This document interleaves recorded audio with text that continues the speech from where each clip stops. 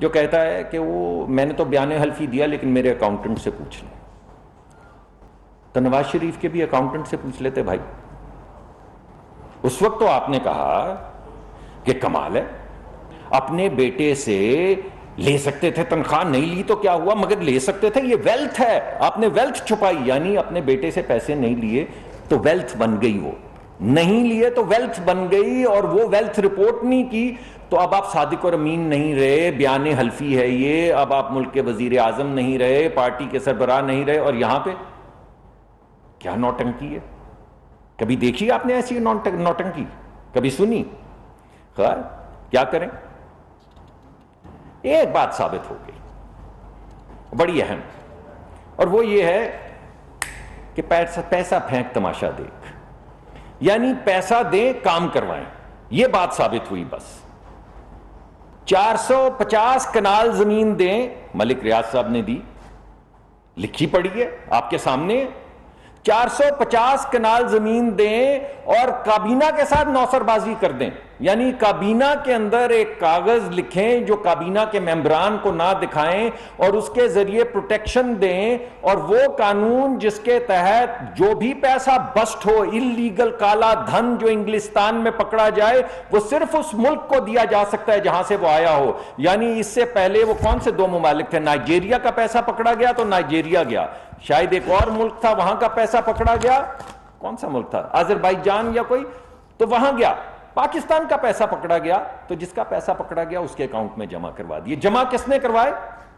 وزیر اعظم پاکستان نے ایک سیکرٹ ڈاکیومنٹ کے تحت، جسے سیل کر کے بغیر کابینہ میں دکھائے سیل کر کے بند کر دیا. یہاں سے اپنا ایڈوائزر بھیجا، وہ کیا تھا نام ان کا بھلا سا، مرزا شہزاد اکبر. ہاں کہاں ہیں وہ جنہوں نے ملک کی خاک کے ساتھ خاک ہو جانا تھا، کہیں جانا نہیں تھا. خاک ہو جائیں گے ہم، تم کو خبر ہونے تک بھائی وارنٹ نکلے ہوئے ہیں، آئے نا.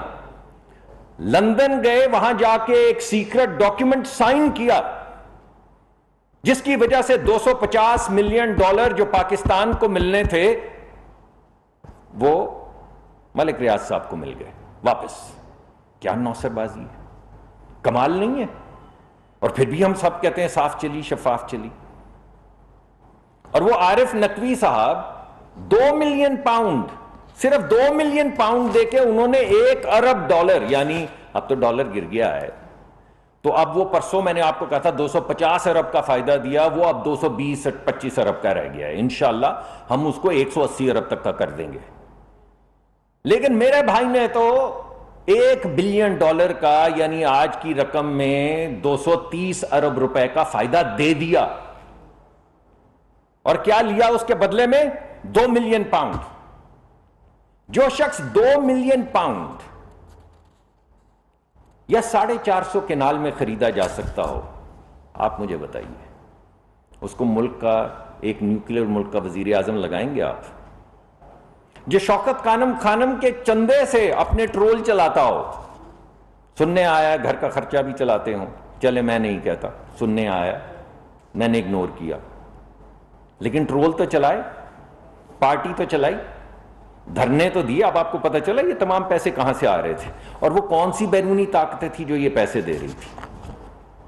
تو میں آپ سے یہ کہوں گا کہ ایک شخص جو اتنی بڑی نوٹنکی کا موجد ہو، جس نے اتنی بڑی بین الاقوامی ایک نوسر بازی کا پورا نظام بنایا ہو، جس کے ارد گرد ہر شخص مشکوک ہو، ہر شخص.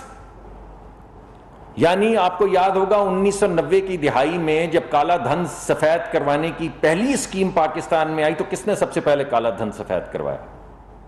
عمران خان صاحب نے. چیک کر لیجئے.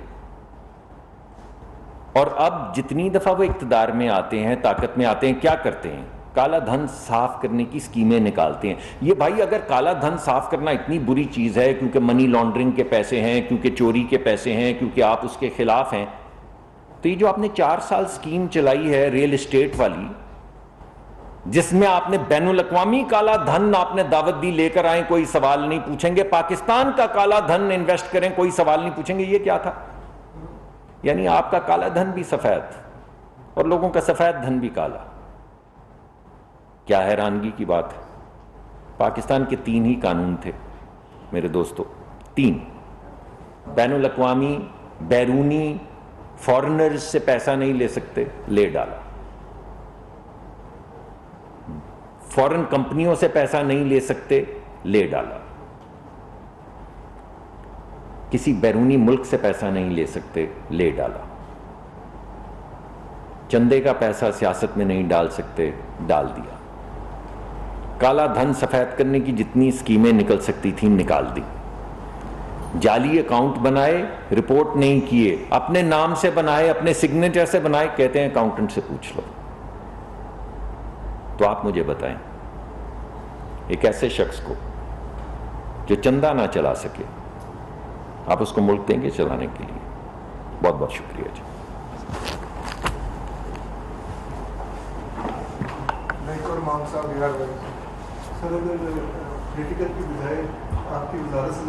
آج تو سوال آپ جو بات کر رہے ہیں اس پہ تڑکا تو لگنے دیں یار، پھر اس کے بعد آخر میں پوچھ لیں، ورنہ پھر آپ بات کو وہاں لے جائیں گے کہ یہ بتائیں پٹرول میں کیا ہو رہا ہے، بجلی میں. وہ اس کے لیے ہم حاضر ہوں گے آپ کے پاس، پوری پریس کانفرنس کریں گے.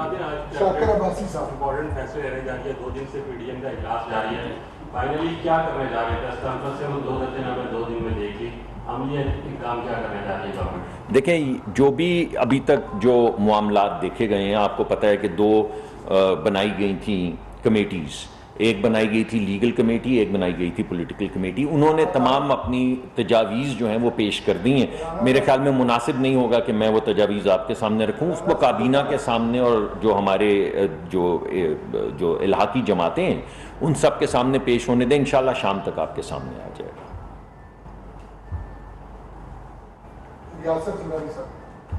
سر، اسرائیل کے ساتھ بھی فنڈنگ کا جو ہوا کہ انہوں نے فنڈنگ وہاں سے دی. کوئی عام آدمی کسی کا تعلق اگر اسرائیلی فنڈنگ سے ہوگا تو اس کی گرفتاری فوراً جو ہے وہ عمل میں ہے، اس کے عزائم رکھنے کی. تو حکومت جو ہے، آپ نے بتایا کہ شام تک جو ہے پتہ چلے گا، لیکن کیا حکومت جو ہے ان کی گرفتاری کا ارادہ رکھتی ہے یا نہیں رکھتی؟ جی، حکومت قانون کو فالو کرنے کا ارادہ رکھتی ہے. جو چیزیں قانون میں ہیں بالکل ہم کوئی تاثر نہ دینا چاہتے ہیں، نہ کوئی ایسی چیز ہوگی کہ وکٹمائز کیا جائے. اگر قانون جو کہتا ہے انویسٹیگیشن کرنے کا طریقہ، اگر وہ بغیر حراست کے انویسٹیگیشن کی جا سکتی تو بغیر حراست کے کی جائے گی. اگر کسی ایسے جرم کے لیے جس میں زیر حراست کسی کو لینا ہو تو اسے زیر حراست، اس میں تفریق نہیں کی جائے گی. ایسا نہیں کیا جائے گا کہ انہیں پکڑ لیں انہیں چھوڑ دیں. جو قانون کہے گا قانون کے مطابق چلیں گے. کوئی ناجائز چیز نہیں ہوگی، کوئی انتقامی کارروائی نہیں ہوگی. یہ رپورٹ جو جس کا میں ساری چیزوں کا ذکر کر رہا ہوں، یہ سب فیصلے میں لکھی پڑی ہے.